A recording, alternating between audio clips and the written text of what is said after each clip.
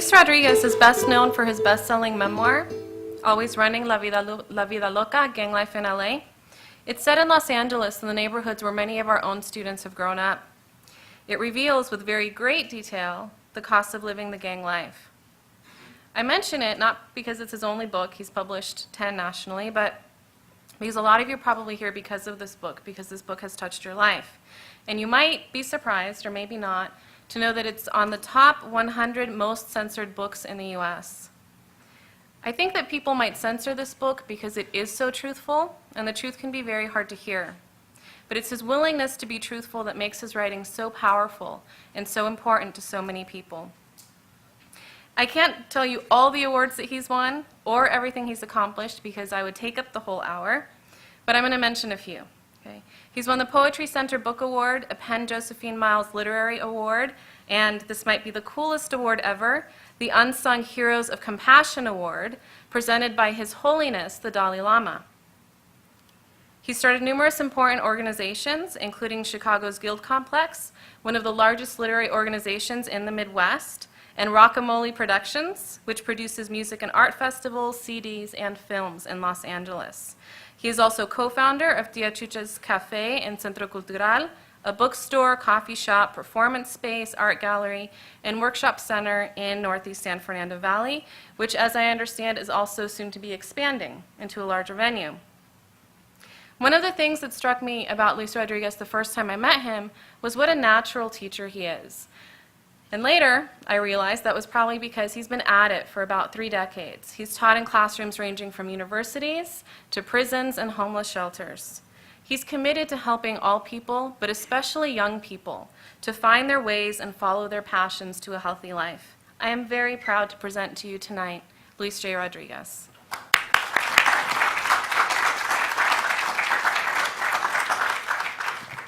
Thank you. I'm very honored to be part of this festival and this discussion. And I want to start by, outside you'll find this book, Not Always Running, but this is a very important book. And I would really recommend you get it for a lot of reasons. One, it's actually, it's kind of summarizing the work I've done with gang kids for over 30 years and troubled communities and disaffected communities. And I wanted to give something about what I learned in this work, because it's very important work, it's very vital work, and not too many people are doing it. And so there's something to be said about trying to give people that experience back so that others can take up the mantle of working with disaffected communities and troubled youth and gang youth. I have the opinion that nobody should be written off, that everybody is worth saving and working with. It doesn't mean that you will save everybody, doesn't mean that, but it's possible. The capacity for human beings to do amazing things is there, even among some of the most troubled people. So this is what I live off of, and I've seen it work. But it is hard work, and it is very heartbreaking, but it's worth every minute of it. So please get a copy of that book, and I'm going to share a lot of my ideas from that book with you tonight. I know the theme is about skin, which I think is very, very amazing, and about tattoos. I was thinking about, I have 13 tattoos, and some of them go back from the gang days. My earliest was 12 years old, and more recently, because once you start tattoos, you almost can't stop them. It's, so, and there is a big problem with tattoos because people link them to gangs, but I also link it to art, and also how to tell a story through your skin. Because a lot of what I remember the tattoos were in the streets was really telling the story of your life and who you're about and where you came from. And a lot of them have symbols that many people have them and don't even know. For example, the spider in the web tattoo, which a lot of people have, and you see them in prisoners, you see them in Cholo gang members, and it means something. It actually means being caught in la vida loca, being caught in the web of the crazy life. Because what happens when you accept the crazy life as your life, it's a choice and a commitment that you make. And once you make that commitment, what you're saying is that now I am part of this web and I can't do any other. Hear what I'm saying? Like the whole saying, can't stop, won't stop. I'm in this life. And and a lot of the guys tattoo themselves, they put, perdóname madre por mi vida loca. Forgive me, mother, for my crazy life. You love your mom. You love your girlfriends. But once you're in that life, even your girlfriends have to be let go. Your mom, all the people you love have to be put aside so you can continue in that web. And it's a spider because you're not a fly in the web. You know, understand what I'm saying? You're actually contributing to your own imprisonment, your own trapping, your own web. You're putting yourself deeper and deeper in it.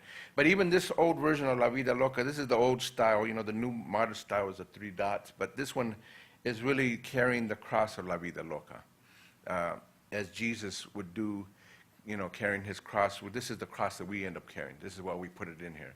So we use this symbologies from other places to keep and reinforcing in us that we're in this life and we can't do any other. It's a very interesting concept. It's very fatalistic, especially those who really buy into it. There's people that are on the periphery of this, but if you really buy into it, you can see why people tattoo themselves heavily, why they're willing to be seen in a certain way, why they see it as a lifelong thing. So I wanted to mention that because there are people in our communities, and they're not just Mexicans. You know, they're, of course, African Americans. There are even white, poor white kids. There are Asian kids, a number of kids who fall into this idea of, I am a poor gang youth in this community. I'm caught in a certain web that I can't let go, and I'm going to make something of that life. And what you want to make out of that life is you want to be the most respected, the most well-known, you know what I'm saying? You want to be recognized for certain kinds of activities within that life. And I know when I joined that part of the world, my attitude was I wanted to be the hardest, you know, cholo, gangbanger, homeboy that I could be, which wasn't everybody's wish. Like I said, a lot of people join gangs, they don't all want to do this, but I really wanted, I thought that was my life. My idea was that I would die in a blaze of glory for the barrio, right? That was it. Everything was the barrio. And I was prepared to die. And unfortunately, or fortunately, I didn't die, actually. I say unfortunately because, you know, a lot of people did die that should not have died. A lot of people didn't make it, and some of it wasn't our choices. Some of us were prepared to die to the point that we were standing on the street corners, and as I say in the book, Always Running, we invited the bullets. We wanted to get hit, and it wasn't happening for some of us. I used to get shot at all the time. I got shot at least half a dozen times in my teens. And I wasn't getting hit, and it wasn't because I wasn't trying, you know. It's just that this wasn't my time. It wasn't the way it broke down, but people close to me were dying. Some people far better than me, hit once and gone. And it is kind of sad. Then I OD'd on drugs 3 times. I became a heroin addict, and again, I didn't care if I died, and it wasn't happening. People helped me, I got back, and I was like, what the heck do I have to do to die here, you know? And it wasn't happening. But I think that was the way it worked out for me. My life trajectory was that I was going to have to do something else in this world. But what do you do when you surround yourself in that web? What do you do when you don't think there's no options? My idea of working with kids in that web, in that skin, is to open their imagination. Because what happens when you're in that life, your imagination is completely closed. And again, it happens to all kinds of people. This is not just a Mexican thing. But I will speak from the viewpoint of the Mexican cholo gangbanger because I understand it. But you can tell what trauma and poverty and pain can do to people. You know what I'm saying? And you can tell how they start surrounding themselves with this web, and pretty soon that is their skin. And you can see it when you're heavily tattooed, that that's what people want to convey to the world. This is who I am. But the only way, your imagination is completely closed, because imagination is actually an enemy to being in that hold. You know what I mean? Your only response is the most violent response. When somebody gave you a certain look, you had to respond a certain way. If somebody stepped on your toes and didn't apologize, you had to respond in a certain way. If somebody gave a rival gang, you know, hand sign, you had to respond in a certain way. So you were kind of just a trigger guy, you know what I mean? They say, you know, you get triggered and then you just respond. You're just responding to the world. There's no imagination there. You know what I'm saying? You're not having options. You completely cut off all options. So the work that I do with gang kids and the most troubled hardcore gang kids is I work with their imagination.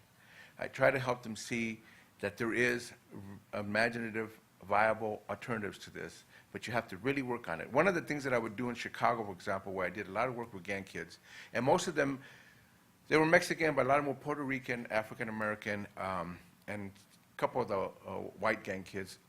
My main work with them was to take them out of their neighborhood. Now, people may not think that's a lot of youth work there, but it's a very important part. I would raise a lot of money just to get people out of the neighborhood, get them on trips, take them to other states, take them they only recognized themselves within 5 blocks of their neighborhood. That's all they knew. And because that's all they knew, their imagination didn't have no horizon. You know what I'm saying?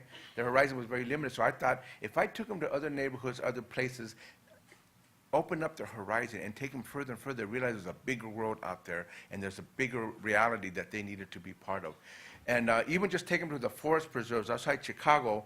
Unlike LA, Chicago is very flat as far as the terrain, but there's forest preserves, and a lot of these kids have never been there, just like there's kids in LA that's never been to the beach. That may be hard to imagine, but there's kids that don't ever go there.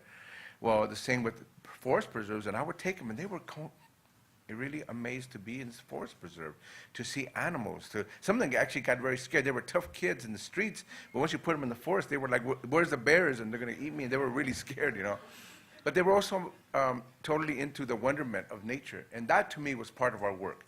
People question me on it. They say, how can that be youth work? A very important part, because it helped me begin to get them to understand how to have an imagination for life. Now, I want to talk about skin also from the viewpoint about rootlessness and being rootless. I don't mean ruthless. I mean rootless, like having no roots, being uprooted. A lot of what I see with gang kids and particularly immigrant kids, I'm speaking particularly about immigrant kids, and they not just from Mexico, but of course El Salvador, Guatemala, Honduras, other countries, Belize. I work with some Hmong kids. In other words, kids who come from other countries and they're coming here. They do feel very taken away from their roots, their traditions, their values. And this is very hard to try to incorporate a whole new value system, especially when they can't reconcile themselves to the value system that is in this country. And I'll tell you what the big value system is in this country. The big one that I see is commercialism, capitalism, profit. You know what I'm talking about? The main thing that I get out of being in the United States, even though I am American, I grew up here, and there's a lot of great values in American society, but one of the big ones is trying to make it, right? Trying to get over on others. It's a very competitive attitude. It's scarcity that's driving it. In the United States, with so much resources, we have a scarcity economy and a scarcity philosophy. What does that mean? That means that there's only so much that we can work with, and therefore, you have to be the most competitive to get whatever is left there. To me, it's counter to the indigenous way of thinking. Indigenous being native from any country in any part of the world, indigenous African, indigenous European, indigenous American. The indigenous idea is that the world is actually abundant. You hear what I'm getting at? That the world regenerates itself. Whenever you take something away, you leave enough so that it can go back and grow. You never take more than you need. Your own skin and your own body reacts that way. You can cut your body and it'll regenerate. Of course, if you cut too much, what happens? It doesn't regenerate. The same thing with nature. If you take more of nature than it's willing to give you, you actually hurt nature. The same thing with economies, almost everything. It's a different idea, though, but that it's built in, that there's regenerative energy in everything.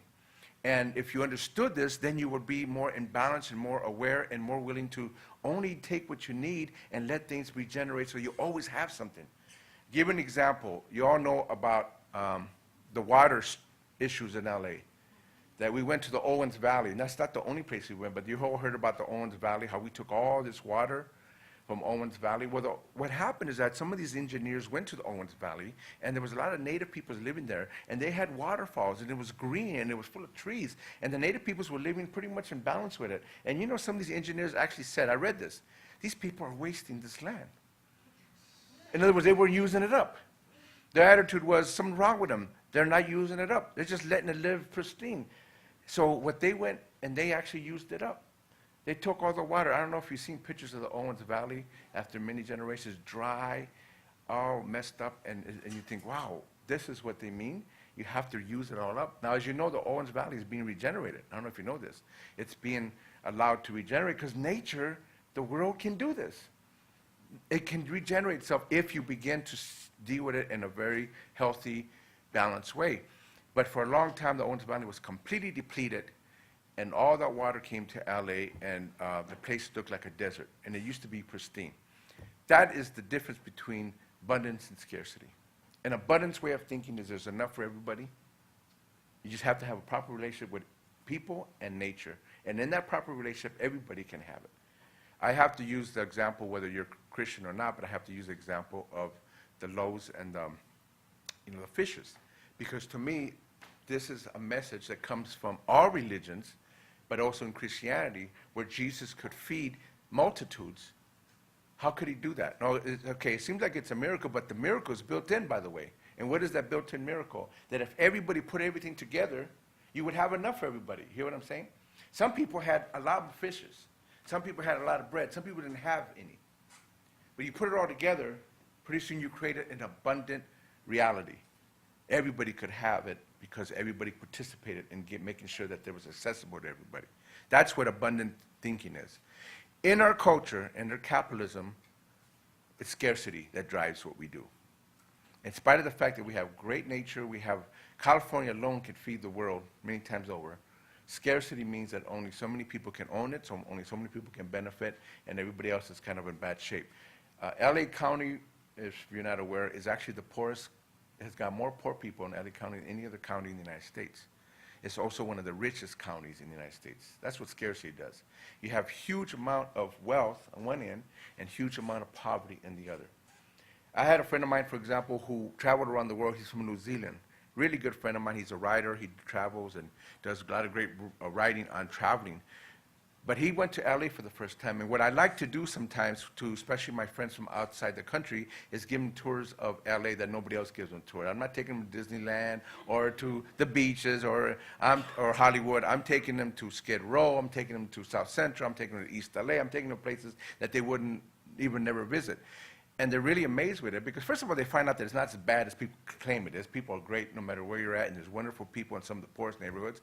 But they also get to see the contrasts that they don't always notice. And Skid Row was a good example because when Skid Row was really popping, which wasn't that long ago, by the way, and all the condos, sidewalk, how do you call it, cardboard condos, as we call them, where people living in cardboard boxes or tents. My friend from New Zealand said that he had been to some of the poorest countries, including India. He had been to Calcutta. He'd seen people living in the streets, but he thought that it was worse than LA because of the fact that it was contrasted with these huge buildings. If you're in Skid Row, you have your tents and your cardboard boxes right up against huge, giant buildings.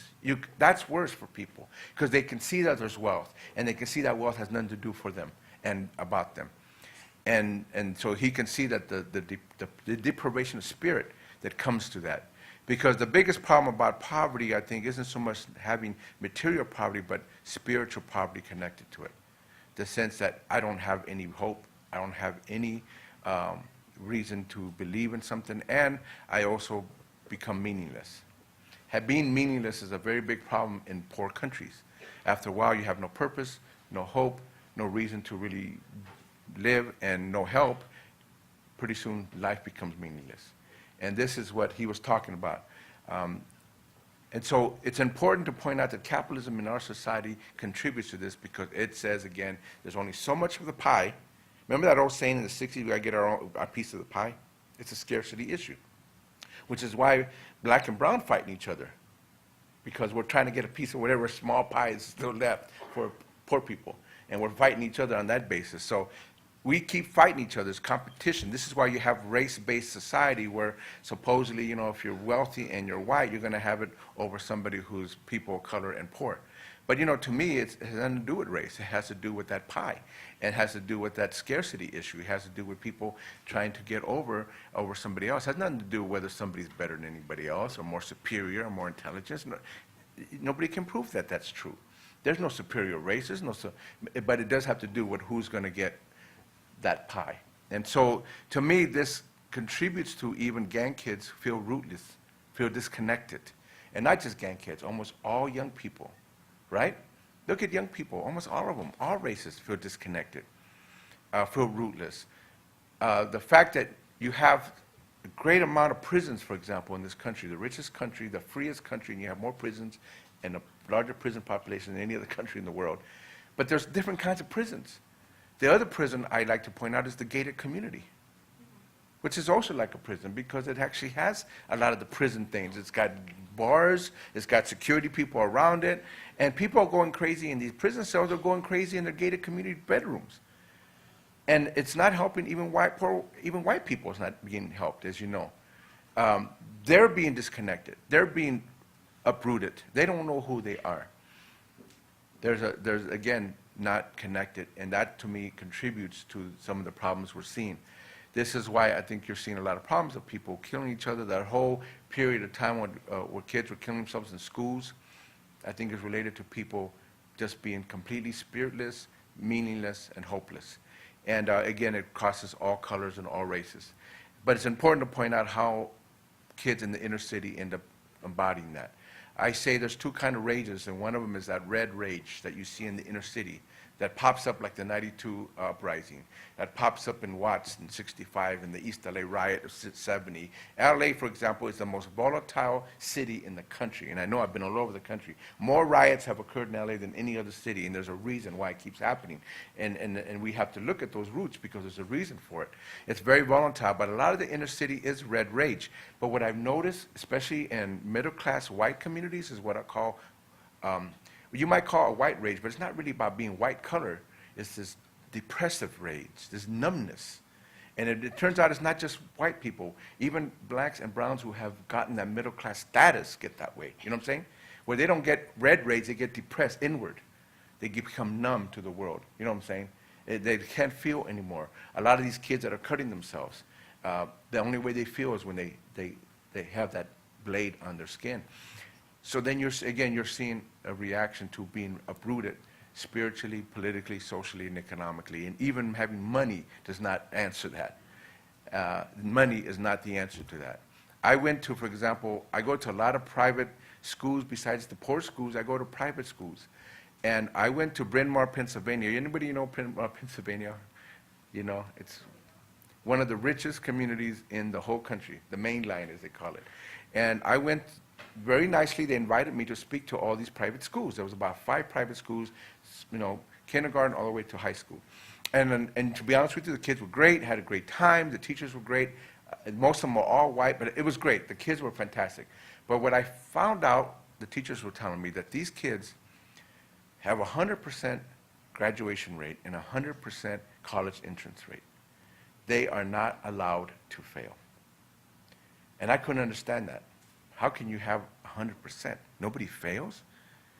And I will tell you, though, are these kids better than the inner city kids? I'm going to tell you, those are very troubled kids. High alcoholism rates, high drug rates, really high. In fact, high suicide rates. I was there when Kurt Cobain from Nirvana had killed himself. They had a suicide watch in all the high schools. Very troubled kids. And the only reason they don't fail is because they are so pressured and so much resources to make sure that those kids get everything they need. Mental health, drug treatment, everything they need, because these are the kids who are going to rule this country. They're preparing them to be the ones ruling everybody. And you know, it's destroying those kids. It's a terrible pressure. Now, from the inner city, we get the other pressure that we're expected to fail. You know, that's the other end of it. If some of us succeed in the inner city, you know what they say about us? We're special. We're different. We're not like other people, right? So every once in a while, you can succeed in the inner city, of course, but you're like, oh, you're a little bit different than the rest of them. We're expected to fail. So you can see how, again, the pendulum, the society, they can't fail, and we're expected to fail. And it has nothing to do with the humanity of each one of these kids. It has to do with the kind of society that says some people have to rule, some people have to win, some people have to be rich, some people have to be poor, down and out, and lost. That's scarcity. That's the way society has set us up. We're supposed to be living in that paradigm, and it hurts everybody. It hurts rich people. It hurts white people. It hurts people of color. It hurts everyone. It's not the right way to live and to think. We have to imagine, just like I tell these kids, another way of living, another way of being, another way of relating. Again, imagine it in such a way that we can relate so that we have abundance in our relationships, abundance in relationship to nature, and abundance in relationship to our technology. There's abundance built in all of it if we change the way we relate to it. You hear what I'm getting at? So that, to me, would be the importance of the kind of skin that I would hope we can get into, and why I'm trying to push this book a lot, Hearts and Hands, because of the fact that Hearts and Hands comes from the idea that how do you help young troubled kids? You do it through your humanity, your God-given humanity. You already have within you the power to connect to people. I've had, for example, middle-class white people say, I can't work with inner-city kids. I don't have their experience. And I tell them, are you a human being? Do you bleed? Do you have a pulse? Yeah. Well, you can help them. All you have to do is care. And you're going to have a hard time. It's true. They're going to test you like crazy. But if you hang in there long enough, they don't care what color you are. You hang in long enough and you really care, I'm going to guarantee you these kids are going to hang on to you. Because they just really want a long-range relationship with adults that's meaningful and respectful, and they just can't seem to find it anywhere. And if you can do that, you'll do good in those schools.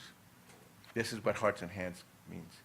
And it comes from the indigenous concept, again, the native Mexican and native indigenous from this country, but actually it's indigenous to all over the world, of cooperation, of abundance, and people relating in a proper, balanced way. That's what Hearts and Hands is all about. And I want to just convey that. I just want to say a couple of things, and I want to open up to you, because I really don't want to talk a lot. I like hearing from you. I want to say a couple of things because it's kind of important to me. When we're talking about skin, I kept thinking about, okay, so what's my skin? You know, Latinos are not understood in this country, as you can imagine, because first of all, we are not one race, right? And second of all, we're so distinct from each other, it's very hard for me to imagine me putting in the same boat as other Latinos. I was in a panel of Latinos one time at this big conference, and there was a guy from Cuba, there was a guy from Mexico City, there was a guy from Ecuador, and there was a woman from Spain who was living in Puerto Rico. And I got up and said, you know what, as much as I think these people are great, as much as they're all writers, and we're great human beings, other than that, we don't have anything in common. And people thought that was strange. But I was telling them, you know, just because we're Latinos, Hispanic, does not mean that we're all going to act the same. We're not one big ethnic group. We are actually a myriad of histories, a myriad of issues, a myriad of cultures. What unites us might be the Spanish and Portuguese invasion of the Americas and their colonization. That unites us, and some speak Spanish.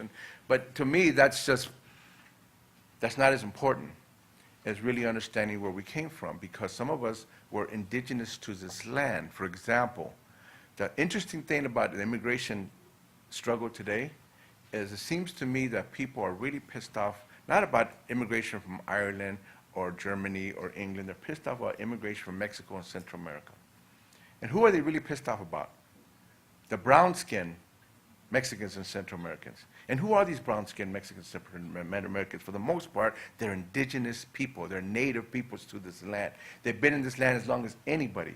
I don't know if you're aware, but there's more than 2 million Mayans from Guatemala and Mexico and other parts of Central America in the United States. 2 to 3 million is what somebody told me. 2 to 3 million Mayans, which is just Mayan, which is one grouping. That's about as many Native Americans in the whole country that there is. And nobody would ever call them Native Americans. Nobody ever give them a card. They're immigrants. They're foreigners. They're illegals. You see what's happened now? Now the brown-skinned Indian people have become the people who don't belong. Since I've been back to California from Chicago for 7 years, I've been told 4 times to go back to where I came from. And I hadn't heard this in Chicago. Chicago is a racist place, as anybody knows, but I hadn't even heard it in Chicago. And I've been back 4 times, since I've been back, and I've heard it 4 times already. Me, I belong here. Regardless of what the borders were, regardless of what all that stuff is, my people have been here as long as anybody's. I relate with the native cultures. I do a lot of native ceremonies. I'm Native American and Native Mexican. My wife was adopted by the Navajo. We have a very good relationship with that. This is the way I relate. My mother's Tarahumara, which is one of the Indian tribes of southern Chihuahua. They call themselves Raramuri. So I know that I have this. So that's one aspect, that most of us are indigenous people and we're treated as if we're not. But there's other aspects. For example, in Mexico, this is something a lot of Mexicanos don't want to talk about. We actually have more African blood than Spanish. Now, that is a very hard thing for people to recognize. They don't want to talk about it. What do they say about Mexicans?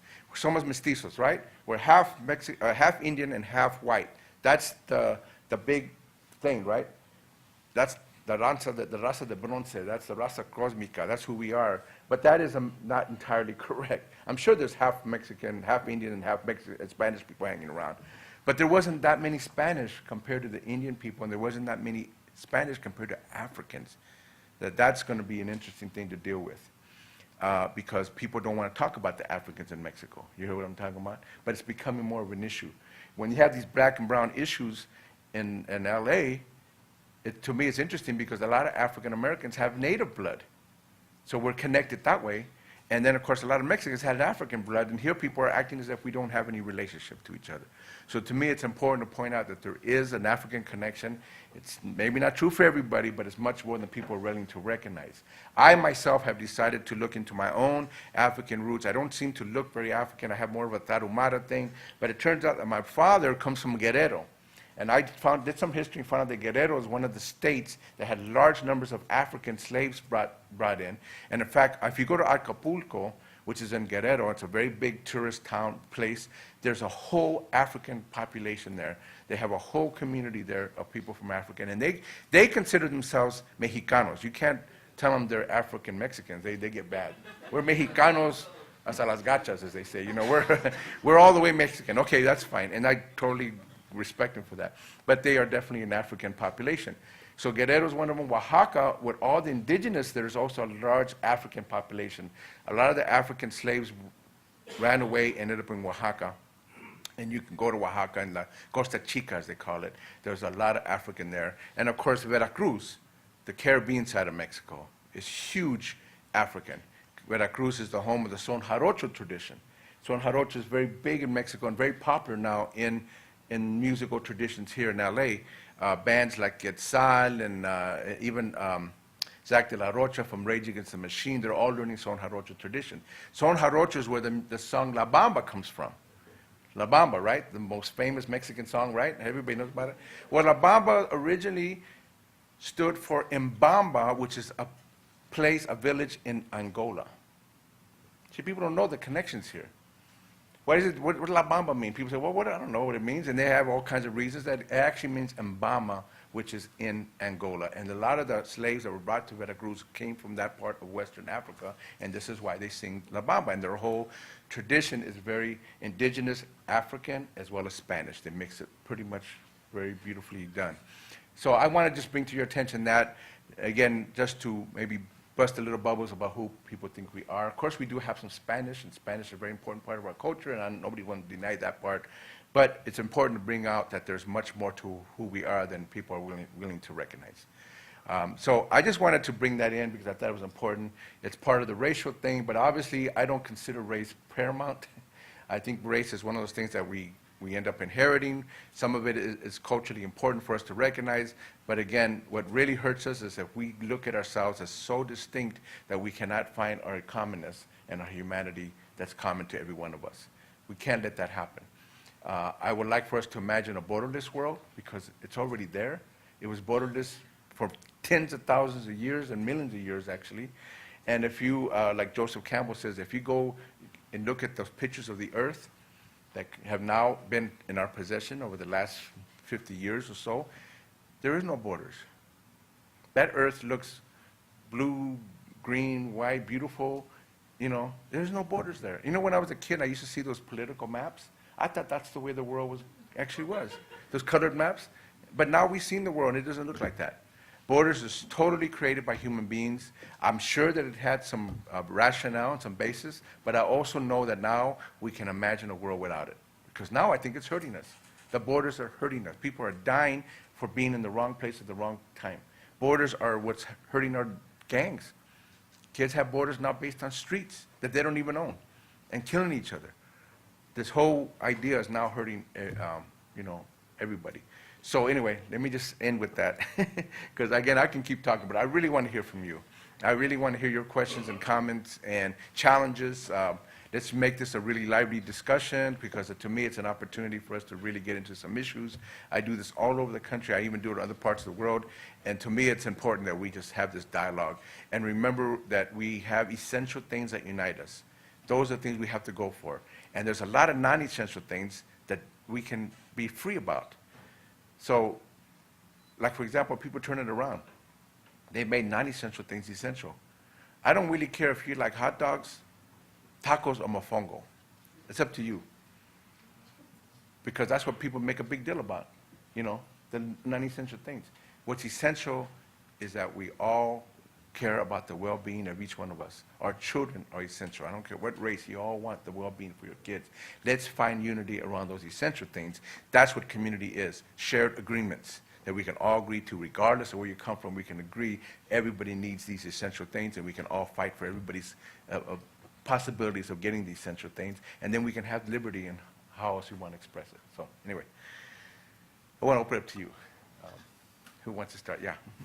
If this sounds personal to us, what was the turning point to change or to break that thread?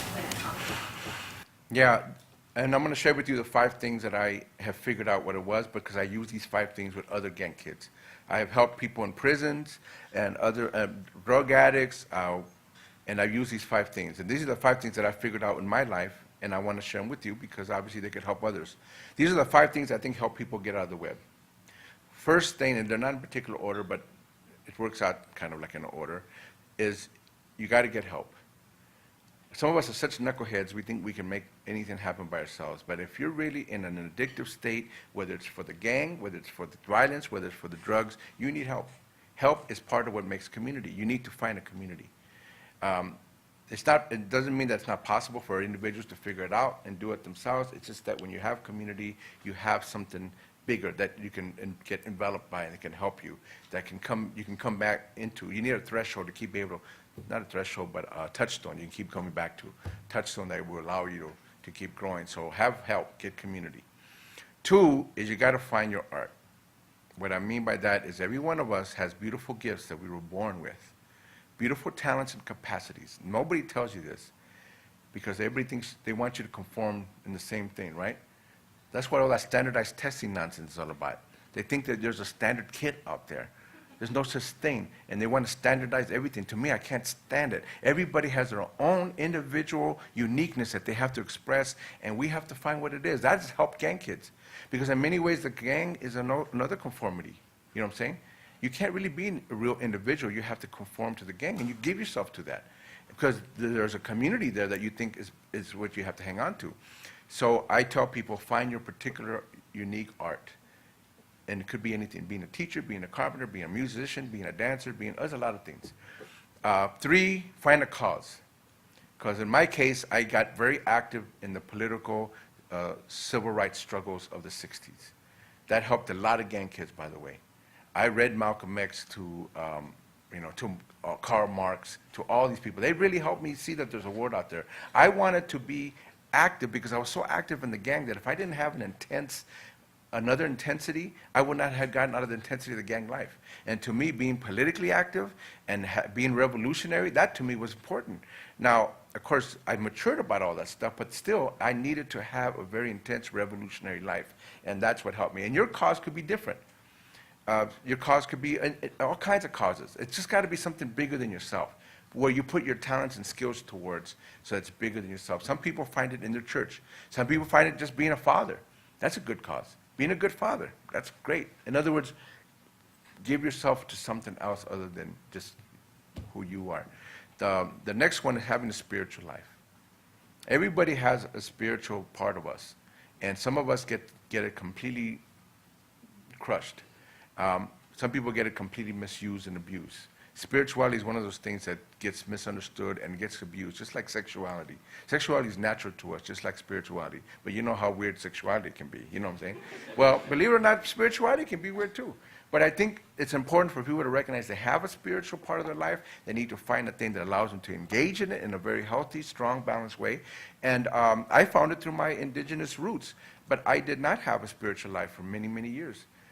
When I let go of the heroin and all the drugs, I ended up drinking. I was a slow building up drinking, but I thought drinking was cool because everybody could drink. I wasn't a heroin addict. I thought, well, see, who's going to complain?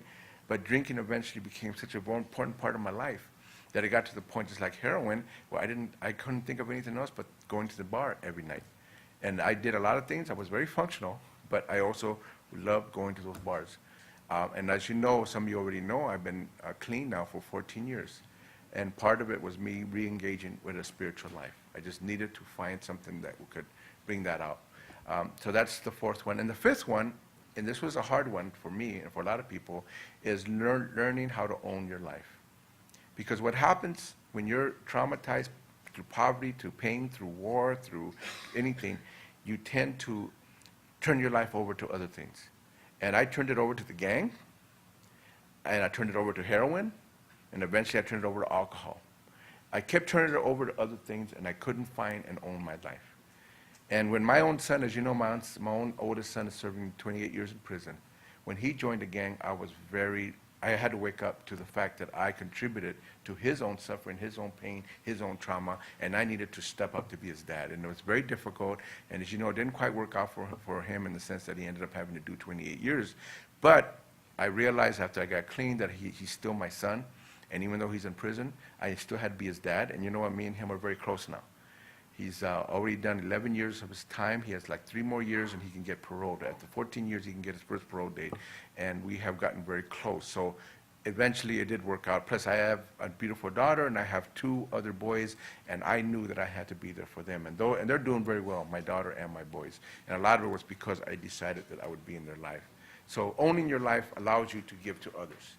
And this is important. So those are the 5 things that I think work for anybody. Again, it doesn't have to be a heavy-duty, hardcore gang member. Anybody could use these 5 things in their life if they could, get into those.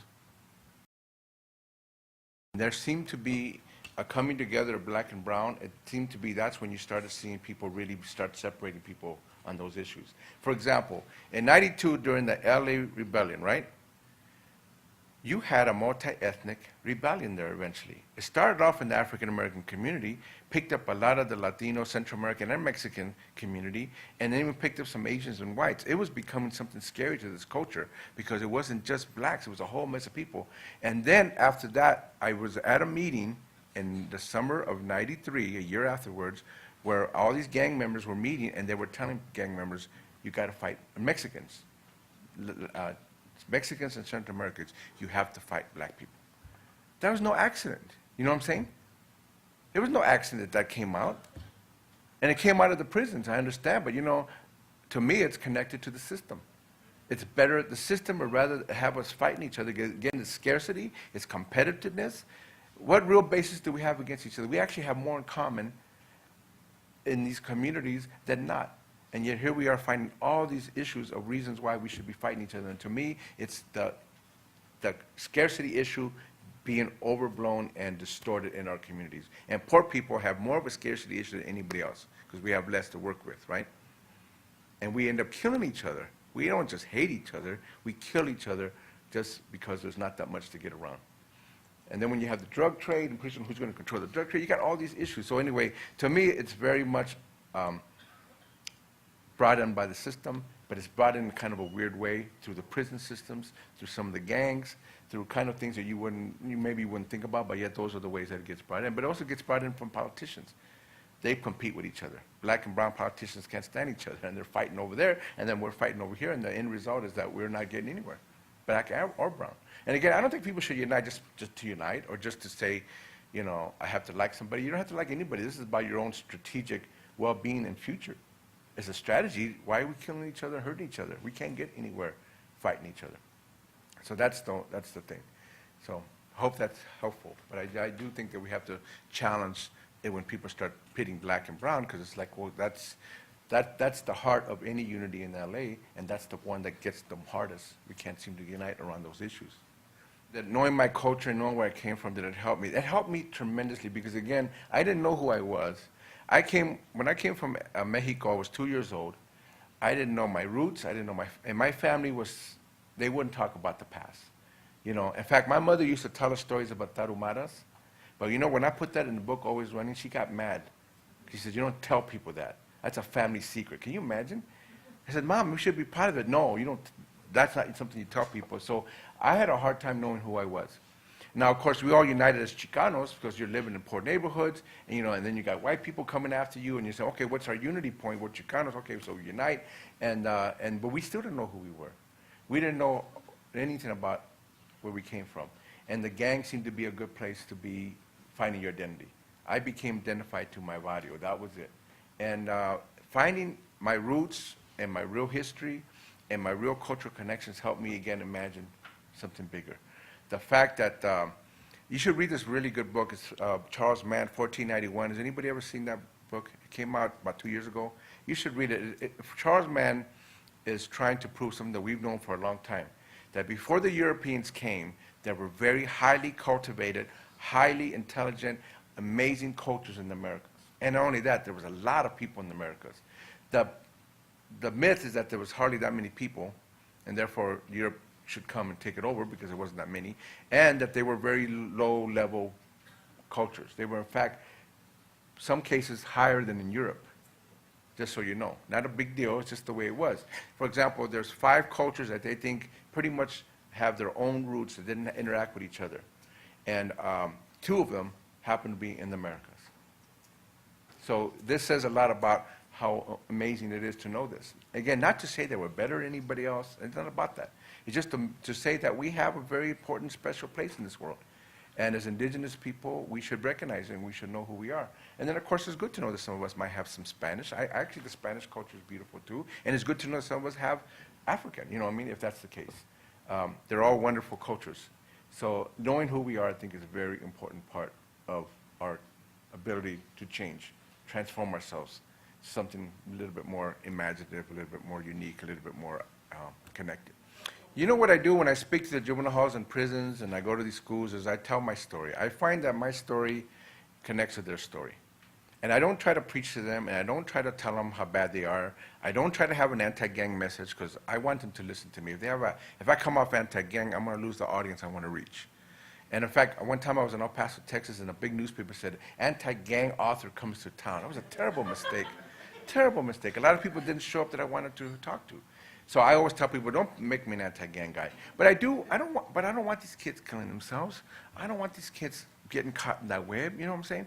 That web means that you can also accept the prison life. And that's, you accept it. You totally think this is what you should be doing your whole life. And you got all kinds of kids who are willing to live their whole life in prison, and they think that's great. Only when I've seen those guys 40, 50, 60 years old, and they regret it after that period. But by then, it's like, what are they going to do? I go to these prisons, and I remember one guy who came, I hadn't seen him in 30 years. He was a homeboy of mine. I went to San Quentin twice. And I went over there, and I saw him and hadn't seen him in so many years, and he came up to me, he had a copy of my book, and we talked, and this guy was heavily tattooed, forehead, tattoos everywhere, but he's an older guy, you know, and he didn't have anything to do in this world anymore. He had put his whole life behind the gang. He had no more influence on nobody. You know what he told me? He says, whatever you do, help the kids. And I think he recognized he couldn't help anybody anymore. He thought maybe, well, at least you made it. You did okay. Help the kids. Don't get them in here. He told me, we don't want any more of these kids in here. Now, I'm sure maybe he couldn't tell the kids that, but he wanted me to tell them. So I just try to tell my story. I don't try to act like I'm better than them or anything. It's just that I think that there's different ways. You get crossroads in your life. They're in the crossroads. And at a certain point, they got to make a decision to grow up. Make a decision to be a unique human being. Make a decision to connect, to have a sense of abundance. And that's where the crossroads are, and I try to help them understand what my crossroads were and how I made the decisions that I made. Oh, professionals who haven't had that kind of life? Well, I think everybody has their own crossroads. And I tell them, find your own particular wounds and your own pains. What I think what really hurts kids is when adults talk to them as if they've never been through anything. We know so much what's right and wrong, and you're all wrong. You know what I mean? You know what I'm talking about? Teachers who act like, you know, I don't know what's wrong with you kids. Of course she knows, he or she knows. They've been through it. They made their mistakes. They were kids, and they forget that they were in crossroads themselves. And instead of helping young people, say, okay, I've been there. I've been in my crossroads. I've made wrong decisions. Sometimes I make good decisions. Help young people. Instead, they're coming at them like, you're stupid, you're idiotic, what's wrong with you? Wait a minute, we've all been there. There's nobody that's not broken in this world. And adults that act as if they've never been there don't help. Adults have a good capacity to help because they've grown up, they know something, they've been through something. But if we act like if we've always been good and right the whole time, who's going to pay attention to you? You know what I mean? And I've had that. I wouldn't pay attention to somebody that acted that way to me, even if they had good things to give me. If somebody acted as if they've never been through anything, why would I care about them? I want to connect with somebody who's broken like I've broken, who's been through something like I'm being through something. And sometimes it's just finding their own particular crossroads. Everybody has their own particular crossroads. It may not be the same as mine.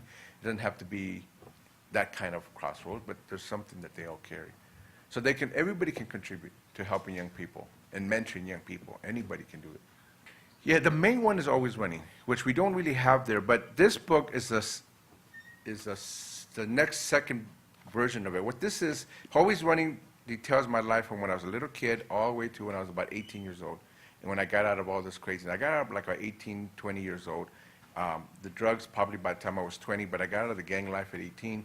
And I talk about why and how that happened. And then this book talks about the work I've done 30 years of working with kids, troubled kids, and has a lot about the Chicago experience, 15 years in Chicago, which I ended up doing a lot of work with kids, including when my son got in trouble. A lot of it was trying to help him. So this one, I'm trying to do another memoir, by the way, that will be the third trilogy in the nonfiction series. The third trilogy is how I became an artist writer, and I'm going to work on that. That's kind of like the middle book in this thing.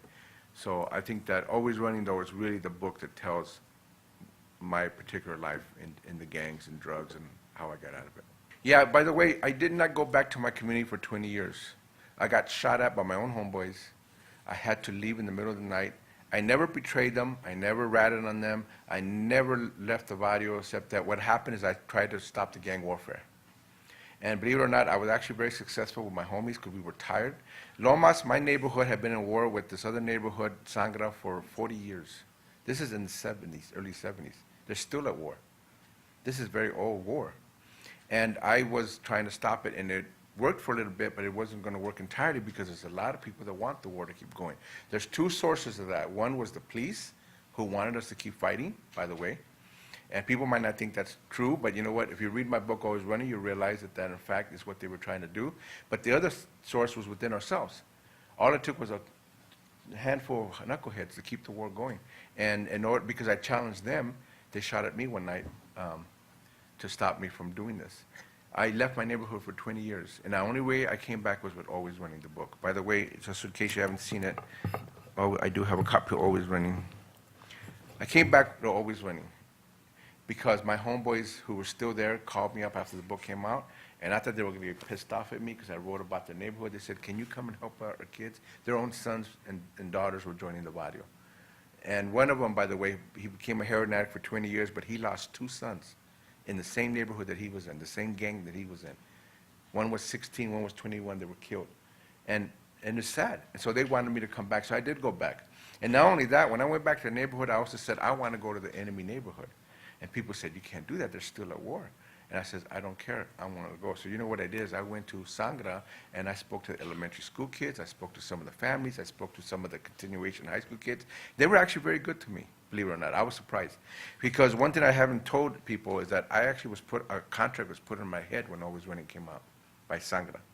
Members of my enemy put a contract on my head, so as soon as I showed up in California, anybody could come and shoot me. That's what happened, but I didn't let it stop me. And my attitude was, I don't want nobody to put a stop to it. I don't want nobody to mess with it because I know that would hurt somebody. Somebody would have to get hurt to stop me from getting hurt. I didn't want nobody hurt. Eventually, by the way, that contract was put out. Eventually, it was, I think it's all fine. I don't really know the end result of it. I mean, I don't know, but I think it's fine now. But the point is, I was willing to take that chances because I was willing to go to the old enemy neighborhood and talk to those kids. But it is very difficult. I don't recommend it to anybody. It's something that I had to do, and something that I was able to do. But I don't go back there no more, by the way, and the reason why is because it's really too sad to go back to those neighborhoods. The heroin addictions, every time I go back there, everybody's a heroin addict, everybody wants something, you know what I'm saying? And I tell people, I will come back and help if you need it. But if I'm not going to come back just to be used, you know what I'm saying? Unfortunately, my own friends ex-friends have now been trying to use, you know what I'm saying? They use me to try to use.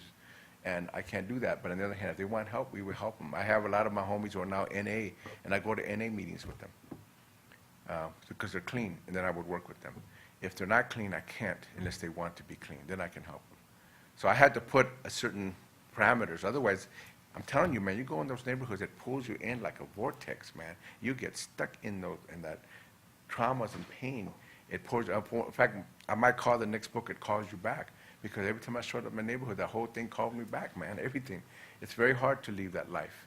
And so I have to be careful about how I deal with it. So I tell them, I'm there. If you need healing, you need help, I'll be there.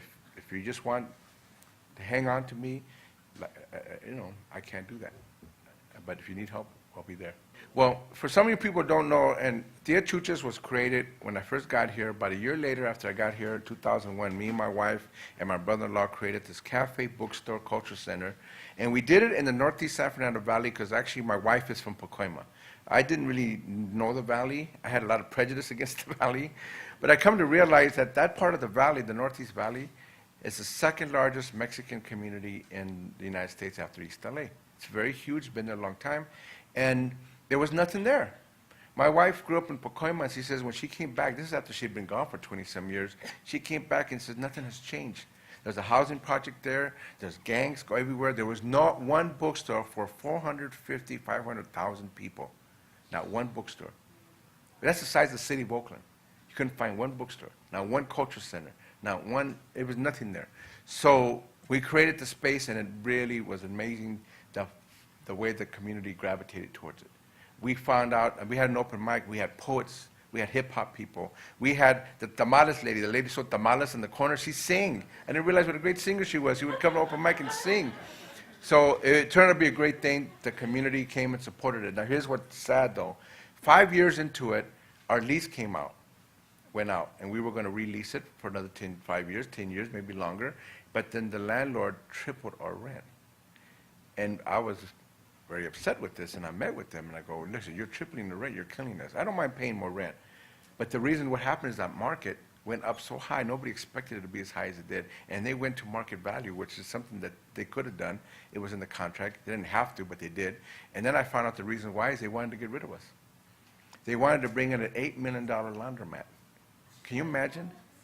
They need another laundromat like a hole in the head.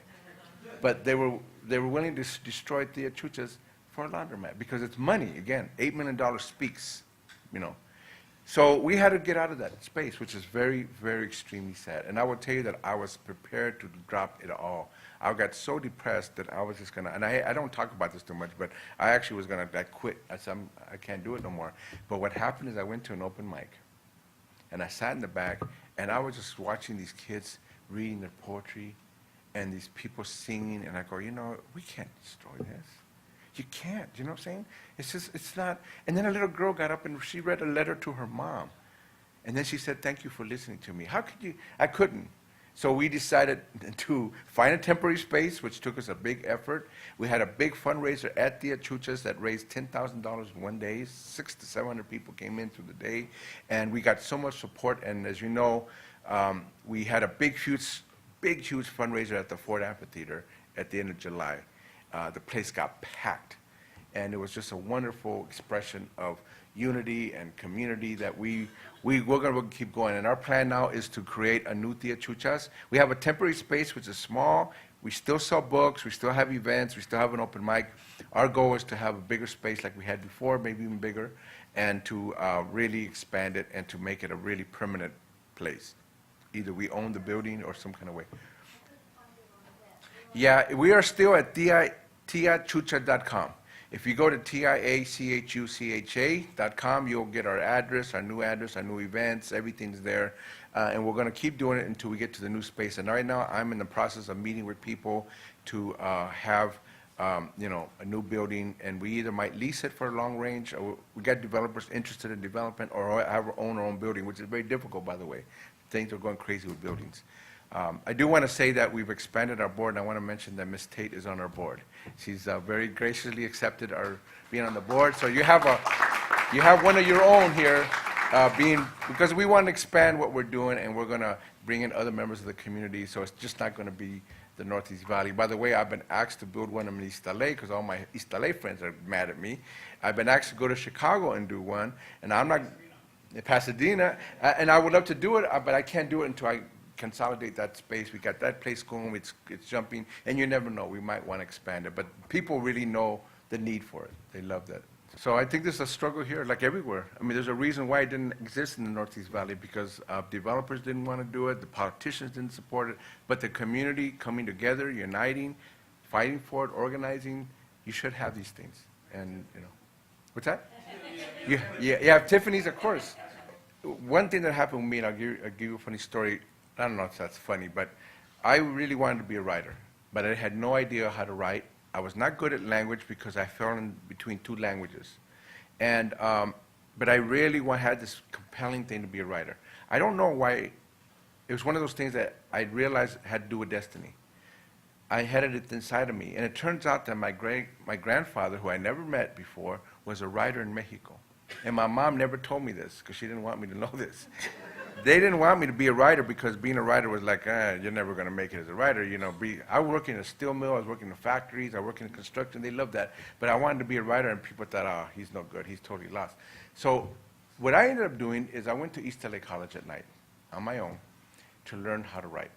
I took classes in creative writing, journalism, and speech. I wanted to get into language. I wanted to speak well. I couldn't speak well. I wanted to write well. I had to go to school at night. And you have here at Pasadena a very good campus here. And if you're into it, write to tell your story. We need more of our stories out there. We need more books. We need more people writing for movies and writing in TV.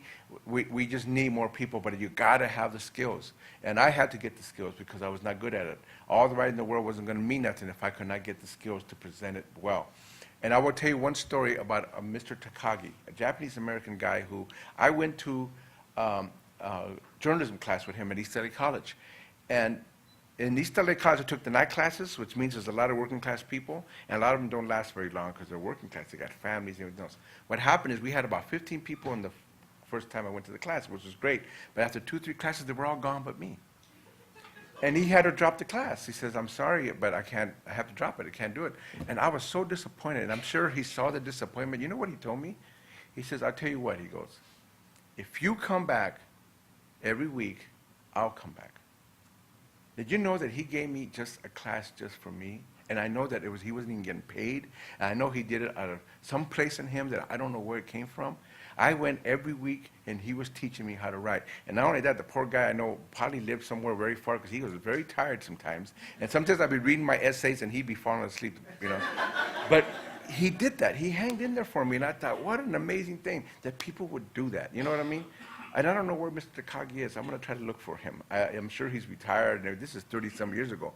But the reason I mention that is get the skills. If you can go to campus like Pasadena or go somewhere where you can get skills, get them. I read a lot of books, which I recommend for anybody writing. Read books and also write all the time.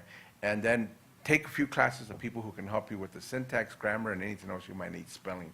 But I think that's what I would encourage you to just really get the skills. Well, I would say that, you know, I started in South Central LA. And when I first went to school, in those days, they didn't have bilingual education. I spoke nothing but Spanish, and I remember the first time I went to school, the teachers were actually like, oh my God, what am I gonna do with this kid? So they put me in a corner building blocks for a whole year and a half, forgot all about me. I was pretty much forgotten. At 7 years old, I started to steal. And a lot of it, I try to remember, well, how can a 7-year-old, what is a 7-year-old thinking? I think it's just because I didn't have anything, and I could see the TVs, and I could see where people could have things, and that everybody was advertising for things, but we could never own them. And some reason I got this idea that if I went to my lunchbox, went to a store and went to the toys, I could have them by stealing from them. And that's what I started to do. I started my street life very early on, and when I was about 9 years old, there was 11 of us in my family living in a one-room house. We ended up moving in the East LA area from South Central, and it was rough, a lot of yelling, a lot of upset people, you know. My parents were working hard, but it was too many people. My oldest sister was there, her husband, their 3 kids, my mom and dad, and us 4 kids, and we were always constantly fighting. One night I came home, and there was a police car in front of the apartment, and we went into the house, me and my brother, and there was a big ruckus, there was blood on the walls, and what happened is my sister had gotten in a big fight with her husband, and she stabbed him when I was at the time. So we got evicted, and we were all over the place. So I pretty much didn't want to be home. When I was 10 years old, my best friend was killed when we broke into an elementary school, and the cops caught up to me, but he decides to climb the cafeteria. I don't know how he did. He climbed the cafeteria, ran across the roof, and didn't see a skylight, so he fell down and killed himself. At 11 years old, I joined a gang. And you know why I joined a gang? A gang broke into the elementary school to go after some guys. I didn't know these guys.